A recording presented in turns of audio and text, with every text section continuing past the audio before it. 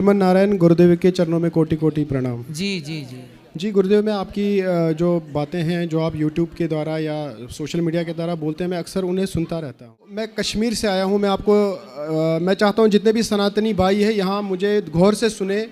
मैं कश्मीरी पंडित हूँ। अब मैं हम विस्थापित हुए हैं तो मैं अपने ही देश में विस्थापितों की तरह ज़िंदगी जी रहा हूँ। से निकलने के बाद जब मैंने विस्थापित की पीड़ा को झेला है, तब से आज तक इस पीड़ा को हम सह रहे हैं, झेल रहे हैं। वहाँ से खदेड़ा गया। मैं हमेशा कश्मीरी हिंदुओं के बारे में बात करता हूँ। जी गुरु जी। ये बताओ, जब आपको खदेड़ा गया कश्मीर से तो आप कितने साल के थे? मैं करीबन 1-1.5 साल का था। आपके पिताजी हैं अभी? मैं जी नहीं, ना मेरे माता है ना पिता है। कहाँ गए?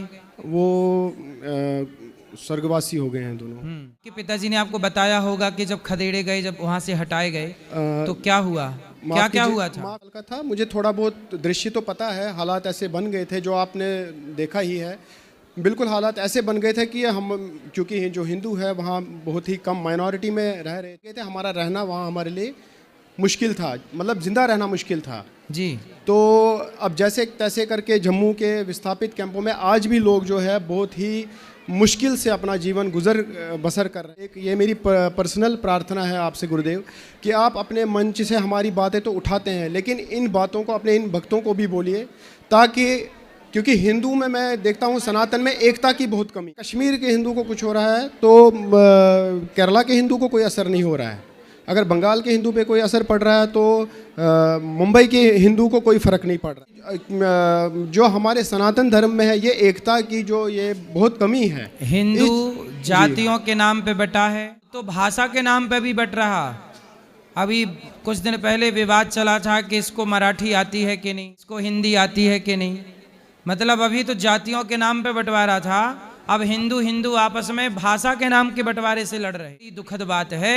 जैसे कश्मीर से हिंदुओं को खदेड़ा गया, ऐसे यदि ऐसे ही लड़ते रहे हिंदुओं से खदेड़े जाओगे। इसलिए जहां हो संगठित रहो, और किसी भी हिंदू पर कोई आंच आए तो पूरे भारत के सभी हिंदू इकट्ठे होकर आवाज लगा, आप हिंदुओं की रक्षा कर सको।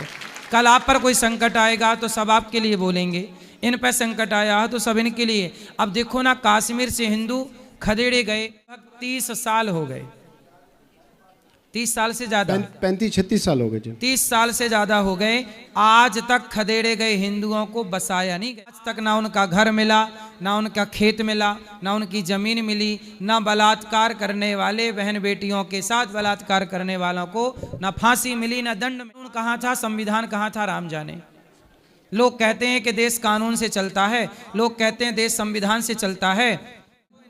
बोलने वालों से कि संविधान से चलता है, तो जब कश्मीर से हिंदू खदेड़े गए तब संविधान को नींद आ रही थी क्या? हो रहा था तब, कहाँ था संविधान? आज तक वो संविधान उनको उनकी जमीन न लौटा पाया।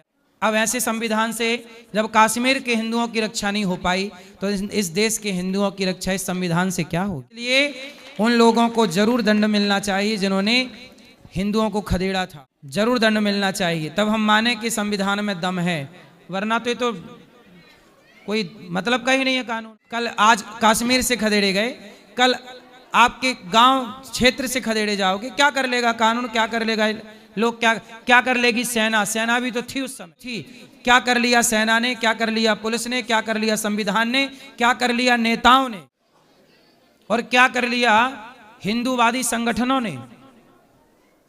जहां करने की बात आती है वहां कोई कुछ नहीं करता। साल बाद भी इन्हें न्याय नहीं मिला, इनका घर इनको वापस नहीं मिला। आपका घर आपको मिला? वहाँ तो घर है ही नहीं, घर तो रहा ही नहीं। तो मतलब आपके पिताजी का पुराना वो कश्मीर पे घर तो रहा होगा जी। वो तो घर तो तभी का ढह दिया गया है। हाँ, मतलब तो तब का चला, मतलब था ना आपके पास? हाँ बिल्कुल था। आज 2 कमरों के घर में रह रहे हैं। बड़ा घर था, जमीन भी रही होगी। जमीन कम से कम 150 कनाल के ऊपर थी। अब वो सब देखो चली गई। कि आपका घर आपसे कोई छीन ले, आपकी जमीन आपसे कोई छीन ले और आपको भगा दे, कैसा लगेगा? खदेड़े गए हिंदुओं के साथ हुआ है, इस देश में हुआ है, लेकिन कोई नहीं बोलता ना। आज क्या मजबूरी है सरकारों की, क्या मजबूरी है कानून की। कश्मीर के खदेड़े गए हिंदुओं को बसा नहीं पा रही है।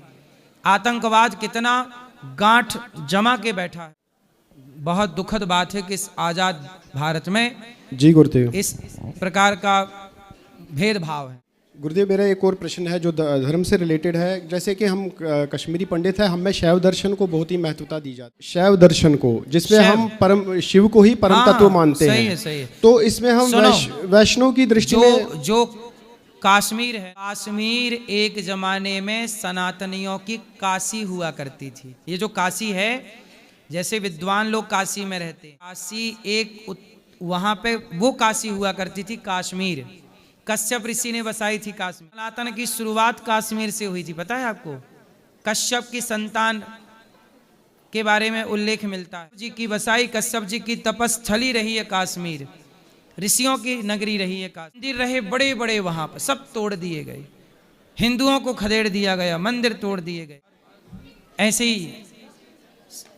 ही पाकिस्तान से खदेड़े गए, ऐसे ही बांग्लादेश से खदेड़े गए, अपने ही देश में खदेड़े गए, अपने ही देश के टुकड़े टुकड़े कर लिए। क्या चल रहा है कुछ समझ में नहीं आ रहा। जी गुरुदेव, बस मैं इतना जानना चाहता था कि वैष्णव दृष्टि में हम इसका जो है समन्वय कैसे करें? कोई हरि हरि और न भेदा। शंकर जी और नारायण में कोई भेद थोड़ी है, हरि और हर में कोई भेद थोड़ी है। क्या शंकर जी भगवान विष्णु के अंश है या दोनों एक ही हैं? कि भगवान मूल तत्व हैं, भगवान श्रीमन नारायण है। भगवान नारायण की एक शक्ति का नाम है ब्रह्मा, शक्ति का नाम है विष्णु, एक शक्ति का नाम है शिव। हरि हरि और न भेदा। बिजली एक होती है, पर बिजली की व्यवस्था के लिए उसे 3 भागों में डिवाइड किया जाता है। Face 1, face 2, face 3।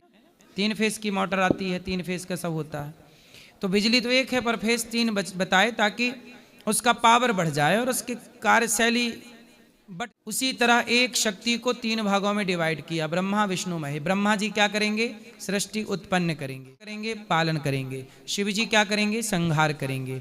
इन तीनों को उत्पत्ति, पालन, संहार को जोड़ा गया तो बना God. Generator, operator, destroyer. God GOD। G for generator, generator मतलब ब्रह्मा। O फॉर ऑपरेटर मतलब विष्णु। डिस्ट्रॉयर मतलब भगवान शिव। इन तीनों शक्तियों को दुनिया ने गॉड कहा। गॉड कहती है उसे हम ब्रह्मा विष्णु महेश 3 शक्ति कहते हैं। वह 3 शक्ति की मूल एक शक्ति भगवान श्रीमन नारायण है। तो वह एक नारायण कहो, एक शिव कहो, बात एक ही। गुरुदेव आपके चरणों में इनमें कोई भेद नहीं मानना चाहिए। धन्यवाद।